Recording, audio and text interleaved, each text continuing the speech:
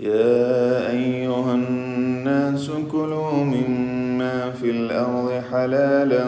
طيبا ولا تتبعوا خطوات الشيطان إنه لكم عدو مبين إنما يأمركم بالسوء والفحشاء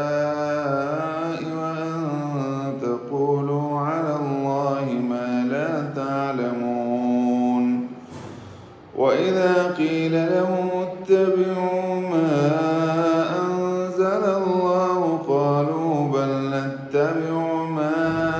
ألفينا عليه آباءنا أولو كان آباؤهم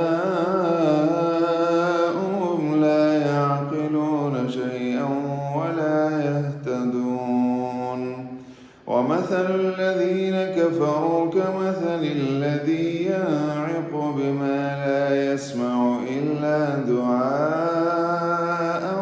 ونداء صم بكم عمي فهم لا يعقلون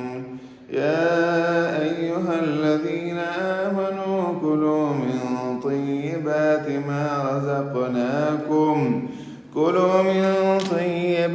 ما رزقناكم واشكروا لله إن كنتم إياه تعبدون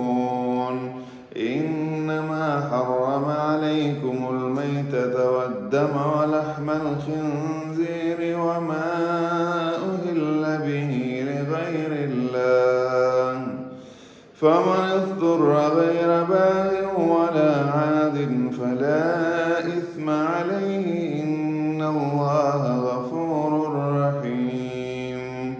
إن الذين يكتمون ما أنزل الله من الكتاب ويشترون به ثمنا